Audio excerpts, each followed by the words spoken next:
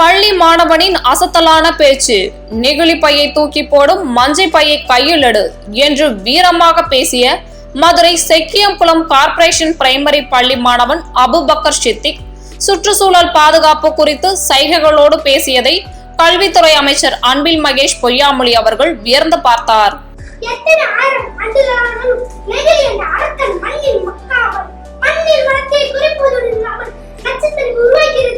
நாடு தற்போது எதிர்கொள்ளும் சுற்றுச்சூழல் பிரச்சனைகளை நிவர்த்தி செய்யவும் நமது சுற்றுச்சூழலை பாதுகாப்பதன் அவசியம் குறித்த விழிப்புணர்வை ஏற்படுத்தும் நோக்கில் மாணவன் அமைச்சர் முன்பு பேசினான். அணுகுண்டை விட நெகிழி ஆபத்தானது என்று உயிரோட்டமாக பேசிய பேச்சால் அமைச்சர் புன்னகைத்தார்.